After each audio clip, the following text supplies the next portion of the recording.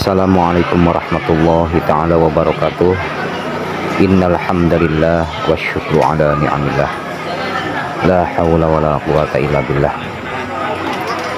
Agenda tur wisata religi ziarah keliling Jawa Jumat 10 April 2026. Saat ini kami sedang berada di Banten. Jadi diawali kita di Banten dulu. Selanjutnya nanti akan langsung ke Jawa Tengah ya, melalui Jawa Barat, tentunya melewati jalan tol. Saat ini yaitu sore hari ya, kami juga mau melaksanakan sholat asar lalu ziarah. Nah, ini kami selesai ziarah dan ini sedang bersiap-siap ya, habis maghrib. Tadi itu waktu ziarah tidak diperlihatkan dan langsung sholat maghrib. Namun sholat maghribnya ini di musola di sekitar parkiran ini ya, jadi tidak di Masjid Agung gitu. Nah ini bis 1, jadi kita berangkat membawa rombongan 2 bis, sebanyak 2 bis. Ini adalah rest area, yaitu di Masjid At-Taubah ya. Ini rest areanya di wilayah Kerawang. Nah, ini suasana rest area di Kerawang. Kami untuk tujuan beristirahat sebentar di sini, langsung kita menuju masjid, yaitu melaksanakan sholat isya.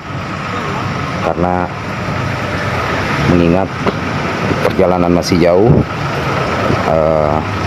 takutnya ini tidak sampai ke tempat tujuan, isanya udah habis duluan gitu ya. Makanya kita sholat dulu, mampir dulu. Kebetulan ini Pak Supirnya juga baik hati, selalu mengingatkan para jamaah. Dan memang untuk beristirahat juga ya, kita perlu istirahat juga.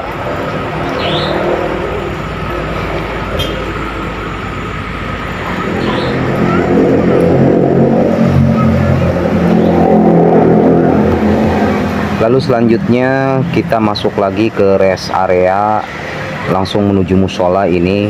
Sebelum subuh ya, kami datang ini sekitar jam 3 pagi. Jam 3 pagi kita sudah datang lagi ke rest area, yaitu melaksanakan sholat subuh di Tegal ya. Dan ini langsung kita perjalanan menuju ke Demak. Dan ini di parkirannya, parkiran mobil di Kudus ya. Kita tujuan memang bukan ke Demak tapi ke Kudus, Jawa Timur, Jawa Tengah ya. Kudus, Jawa Tengah, mohon maaf. Ini parkirannya dan tiketnya, dan ini kita diberikan pemandangan yang begitu menarik hati ya, oleh-oleh yaitu sarung kain batik begitu ya. Ini di pasar di wilayah parkiran, dan ini ojeknya ojek khusus ya, khusus wisata ini ke Menara Kudus. Memang di sini di kota ini ada yang namanya ojol juga ya, ojek online juga ada. Namun untuk di sekitar wilayah Menara ini, Menara Kudus ini tidak diperbolehkan gitu. Jadi ada khusus ojeknya yang kami melihat itu jaket hijau. Namun kita tidak ke Menara Kudus dulu. Ini ada instruksi ya, ada instruksi dari pimpinan bahwa beliau dulu mondok di daerah sini, yaitu di pesantren Tahfiz Yanba'ul Quran. Ini adalah lembaga tahfiz terkemuka di kota Kudus ya, dengan pusat berawal dari Masjid Kenepan, Kajeksan, kotanya kota Kudus tentunya. Dan ini didirikan oleh Kiai Haji Arwani Amin. Pondok ini terkenal dengan metode Yanbaua dan memiliki banyak cabang putra putri di sekitar Kudus, termasuk di kawasan Muria.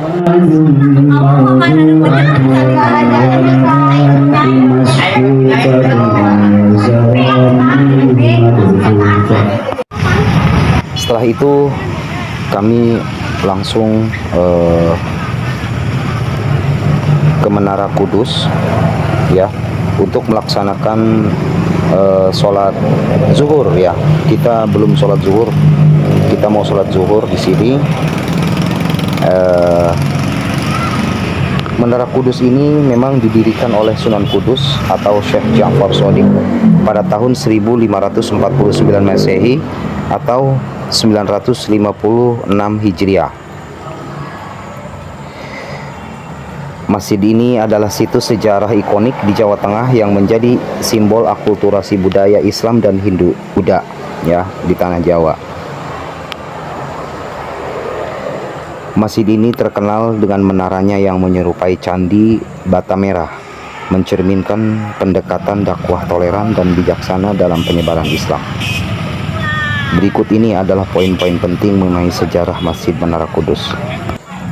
Untuk pendiri dan pendirian ini, masjid ini dibangun oleh Sunan Kudus, salah satu dari 9 wali ya, Wali Songo itu pada 19 Rajab 956 Hijriah atau sekitar 1549 Masehi. Awal mula nama masjid ini adalah masjid dinamakan Masjid Al-Aqsa, meniru nama masjid di Yerusalem sebagai pengingat tanah kelahiran Sunan Kudus. Jadi Sunan Kudus ini lahirnya di tanah kelahirannya itu di Yerusalem gitu ya. Lalu menyebarkan agama Islam di Pulau Jawa, Indonesia ini.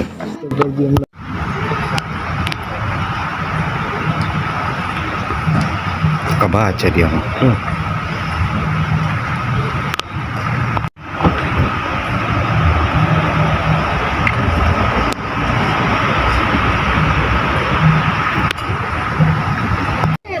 Lalu selanjutnya kita beralih ke makam keramat Gunung Pring di Muntilan, Magelang ini ya.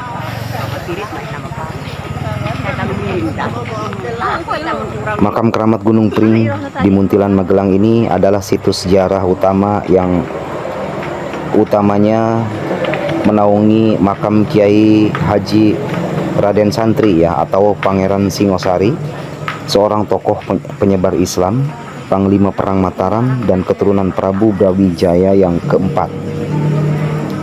Berada di ketinggian 400 mdpl, kompleks ini merupakan situs cagar budaya yang dikelola bersama Keraton Yogyakarta. Jadi ini masjid ini tinggi ya, tinggi, kita harus menaiki tangga gitu. Untuk sejarahnya ini, Kiai Raden Santri ini yaitu putra Ki Ageng Pemanahan dan kakak tiri Penembahan Senopati, pendiri Mataram Islam. Beliau meninggalkan kehidupan istana untuk berdakwah di daerah Muntilan, Magelang hingga wafatnya. Makamnya terletak di puncak bukit yang rimbun dengan bambu.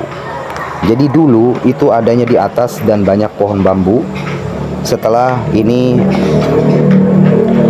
pada 6 Juni 1957 itu dibuatkan bangunan seperti yang sampai sekarang ini yang kita datangi ini. Selain itu di sini ada juga Mbah Dalhar. Siapa itu Kiai Haji Muhammad Dalhar ini? Yaitu pendiri pesantren Darussalam Watu Congol yang juga dimakamkan di kompleks ini dan dikenal sebagai mursyid tarekat Syadiliyah. Untuk masa ramainya memang makam ini selalu ramai peziarah ya, itu khususnya itu pada malam Jumat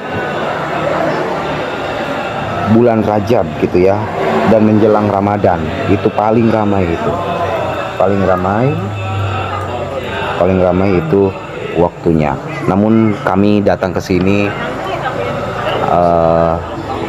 bulan Syawal ini ya, 10 April 2026, bulan Syawal, jadi sehabis Lebaran kan, kemarin Lebaran kita ziarah itu, yang pengunjungnya itu tidak begitu ramai gitu, ada tapi tidak begitu ramai.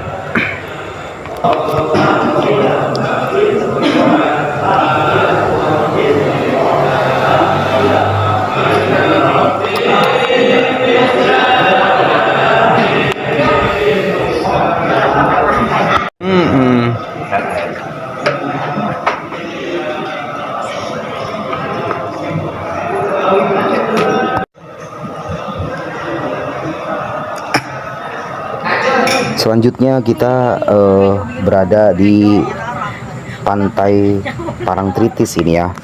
Ini berlokasi di Bantul, Yogyakarta. Ini adalah destinasi ikonik terkenal dengan pemandangan matahari terbenam. Padahal itu sangat terkenal ya. Ini terkenalnya itu pemandangan matahari terbenam, ombak besar dan gumuk pasir. Wisatawan dapat menikmati ATV, bendi atau delman, jeep wisata, serta berkunjung ke gumuk pasir, Parangkusumo, dan pemandian air panas Parangwedang. Untuk tiket masuknya, ini saat ini kami dihargai tiketnya itu 15.000 ya, untuk saat ini 10 April 2026. Untuk informasi utama Parangtritis ini yang berlokasi di Kecamatan Kretek, Kabupaten Bantul, itu sekitar 28 km selatan kota Yogyakarta. Waktu terbaiknya ini sore hari sebenarnya ya, untuk menikmati sunset.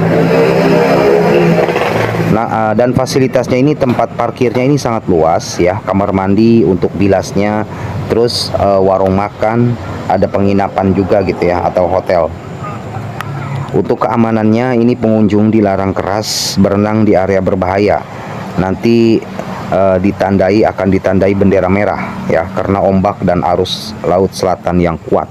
Saya pun ikut mandi ya, saya mandi juga namun tidak divideoin. Saya ikut mandi dan tidak divideoin begitu.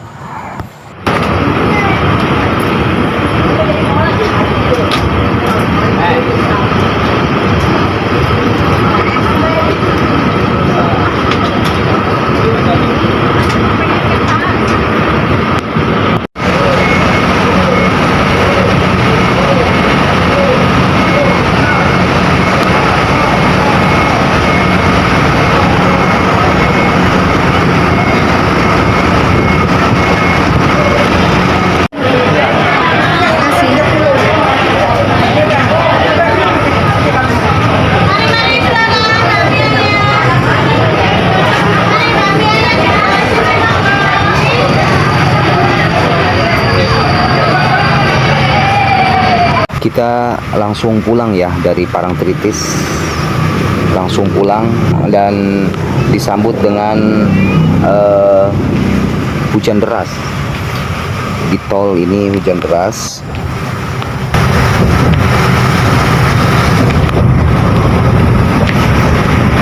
Dan kami mendapatkan musibah sedikit ya, kecil, ada gangguan ini di daerah pas ada pelang itunya ya, itu di daerah Banyumanik ya, Tembalang, Undip.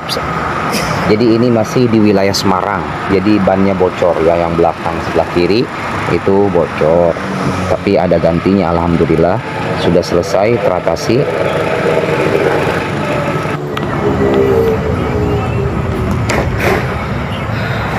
Setelah itu alhamdulillah kami menikmati perjalanan dengan aman, tenang, tidak ada gangguan apa-apa lagi ya.